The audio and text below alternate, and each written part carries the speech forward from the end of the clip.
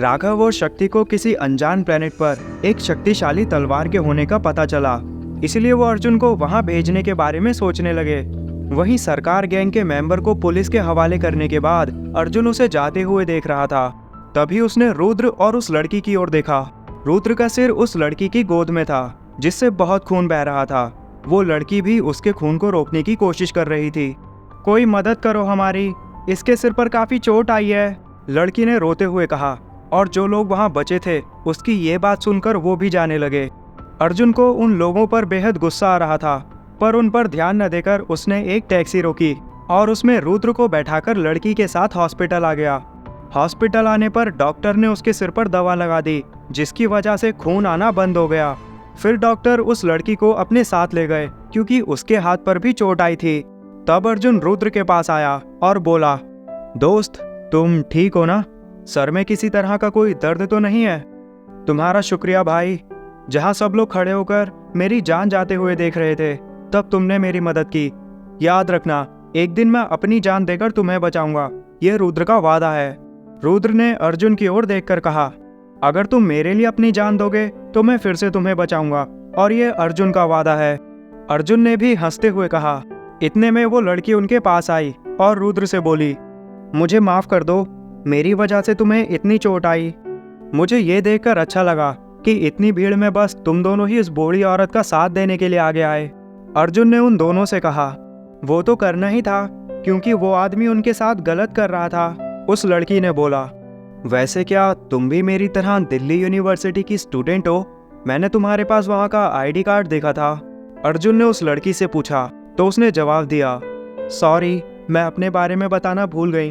मैं स्नेहा हूँ, और हाँ, मैं दिल्ली यूनिवर्सिटी में ही पढ़ाई कर रही हूँ। सच में? मैं भी अपनी पढ़ाई वहीं से ही कर रहा हूँ, रुद्र ने उन दोनों से कहा।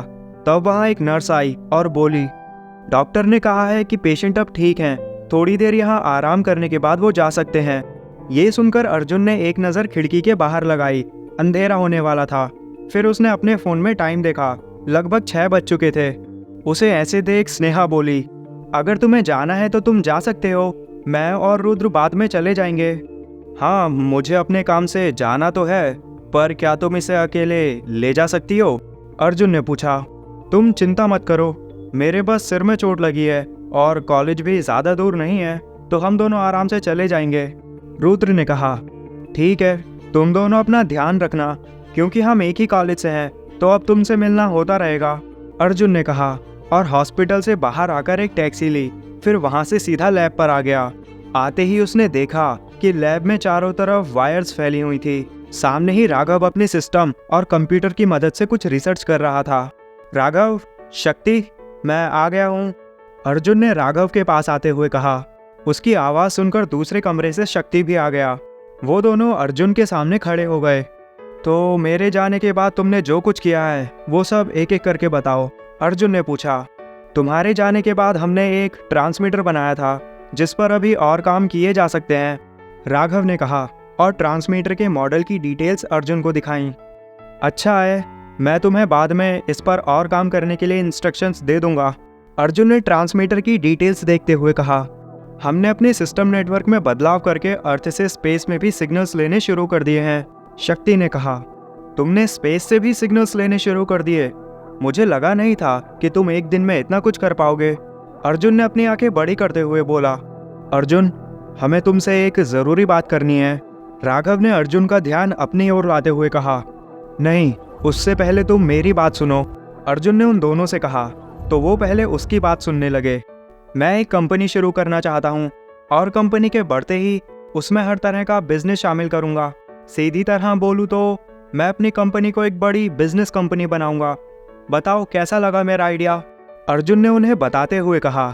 क्योंकि तुम काफ़ी इंटेलिजेंट हो और आम लोगों से अलग सोचते हो, तो ये किया जा सकता है, शक्ति ने कहा। तुम्हारा सक्सेस रेट काफ़ी ज़्यादा है, तो एक कंपनी के साथ शुरुआत करना एक अच्छा आइडिया रहेगा, राघव ने भी कहा। वैसे अर्जुन, हम भी तुमसे कुछ बोलना चाहते हैं, राघव ने फिर से कहा। वो दोनों अपनी बात बताने के लिए काफ़ी सीरियस लग रहे थे, इसलिए अर्जुन ने पूछ ही लिया, बोलो क्या बोलना चाहते हो? जब हमने अपने सिस्टम नेटवर्क में बदलाव किए तो हमें स्पेस से किसी के सिग्नल्स मिले। हमने उससे बात की और पता चला कि कि वो तीसरे यूनिवर्स से यहाँ के किसी प्लेनेट पर कोई तलवार लेने आया था, पर वो बिना उस तलवार के ही अपने प्लेनेट पर वापस चला गया। राघव ने कहा, और उसने देखा कि अर्जुन उसकी बात को बेहद ध्यान से सुन रहा था। तब शक्ति ने अर्जुन को उनके बीच हुई बातें सुनाई। वो सब सुनकर अर्जुन हैरान हो गया और उन दोनों से बोला, तुम दोनों ने किसी दूसरे प्लेनेट के आदमी मेरा मतलब एक एलियन से बात की जो कि कोई तलवार लेने आया था? इतना ही नहीं, हमने पता किया है कि वो एक पावरफुल तलवार है जिसे लेने के लिए अलग अलग प्लेनेट के लोग अक्सर वहां जाते हैं, पर आज तक कोई भी उस तलवार को ले नहीं पाया। राघव ने आगे बताया, तो वो सब लोग, मेरा मतलब एलियंस, उस तलवार को ले क्यों नहीं पाते? अर्जुन ने पूछा। इस समय उसके दिमाग में काफ़ी सारे सवाल थे जो कि वो जानना चाहता था। उस तलवार में कितनी ताकत है, अभी हम उसके बारे में पता कर रहे हैं, लेकिन एक बूढ़ा आदमी भी वहाँ है और वो भी काफ़ी पावरफुल है, जो कि किसी को भी वो तलवार नहीं लेने देता। शक्ति ने अर्जुन की बात का जवाब दिया और आगे कहा, हमने तुम्हें वहाँ भेजने के लिए एक प्लान बनाया है जिससे तुम, रुको ज़रा, क्या कहा तुमने अभी? मुझे भेजने के लिए? मैं कुछ समझा नहीं, तुम मुझे वहाँ क्यों भेजना चाहते हो? अर्जुन ने शक्ति की बात काटते हुए पूछा। हमें लगता है कि तुम्हें वो तलवार लेनी चाहिए, राघव ने कहा। और तुम्हें ऐसा क्यों लगता है कि मुझे वो तलवार लेनी चाहिए? अर्जुन ने पूछा। क्योंकि बाद में तुम्हें उस तलवार की ज़रूरत पड़ सकती है, शक्ति ने कहा। पर मुझे कोई तलवार नहीं चाहिए, बल्कि मुझे तो तलवार चलानी भी नहीं आती, तो मैं उसका करूँगा क्या? और वैसे भी अभी तुमने ही कहा कि कोई पावरफुल बूढ़ा आदमी किसी को भी वो तलवार नहीं लेने देता, तो वो मुझे अपनी तलवार क्यों देगा? अर्जुन ने एक और बार पूछा। वो खुद नहीं देगा, हम एक मशीन बनाएंगे जो कि तलवार के आसपास की ज़मीन को हल्का कर देगी, जिससे वो आसानी से बाहर आ जाएगी। अभी तक किसी ने तलवार को ऐसे लेने की कोशिश नहीं की, सब लोग जाकर उसे बाहर खींचने की कोशिश करते हैं, राघव ने कहा। लेकिन तुम दोनों चाहते ही क्यों हो कि मैं वो तलवार लूं? अर्जुन ने पूछा। तो वो दोनों एक दूसरे को देखने लगे। तब शक्ति बोला, वो तलवार तुम्हारे काम आएगी, क्योंकि हम चाहते हैं कि तुम इस दुनिया को अपने हिसाब से चलाओ, इस दुनिया के किंग बनकर। अर्जुन को कुछ भी समझ नहीं आया कि वो दोनों क्या बोल रहे थे। वो बस उनके चेहरों को ही देख रहा था। उसे कुछ ना बोलता देख राघव ने शक्ति की बात को आगे बढ़ाते हुए कहा, तुम्हारी सोच और समझ इस दुनिया को एक नए रास्ते पर ले जाएगी। तुम दोनों ये क्या बोले जा रहे हो? एक बार मुझे देखने दो, कहीं तुम्हारे सिस्टम में कोई खराबी तो नहीं आ गई? ये बोलकर अर्जुन ने उन दोनों के सिस्टम को चेक किया, जो कि बिल्कुल सही काम कर रहे थे। तुम्हारे सिस्टम तो पूरी तरह से ठीक है और कोई वायरस भी नहीं है, तो फिर ये तलवार और किंग बनाने की बातें तुम्हारे दिमाग में आई कहाँ से? अर्जुन ने कहा, यहाँ धोखा और लोगों में एक दूसरे के लिए नफरत बढ़ती जा रही है, जिसकी वजह से अब ये दुनिया धीरे धीरे खत्म हो रही है। हर जगह लोगों ने गैंग बना रखी हैं, जो कि आए दिन चोरी और मर्डर करते हैं। यहाँ तक कि पुलिस भी इस सब में शामिल रहती है, शक्ति ने कहा। पर ये सब यहाँ पहले से ही होता आ रहा है और दुनिया को अपने हिसाब से चलाना कोई आसान काम नहीं है, अर्जुन ने कहा। तो ये सुनकर राघव ने टीवी ऑन कर दिया, जिसमें अलग अलग न्यूज़ आ रही थी कि कुछ देशों के आपस में लड़ने से कई लोगों की जानें चली गईं। पिछले 24 घंटे में दिल्ली में ही 2 जगहों पर बॉम्ब ब्लास्ट किए जा चुके थे। देखो, तुम दोनों चाहे कुछ भी कहो, पर मैं ये नहीं करने वाला। भूल जाओ ये सब। अभी के लिए बस तुम दोनों आराम करो, कल हम नई कंपनी बनाने के लिए काम शुरू करेंगे, अर्जुन ने अपनी बात खत्म करते हुए कहा। बॉस, विशाल अब हमारी कॉल नहीं ले रहा, शायद अब वो हमसे बात नहीं करना चाहता। क्या हम उसे खत्म कर दें? किसी ने ललित त्यागी से फ़ोन पर बात करते हुए कहा।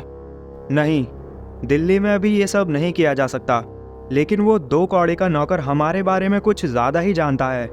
तुम कुछ दिन रुक जाओ, फिर उसके बाद उसकी जान ले सकते हो, लेकिन याद रहे उसे ऐसी जगह पर मारना कि किसी को भी उसकी बॉडी ना मिल पाए, ललित त्यागी ने अपने आदमी से कहा।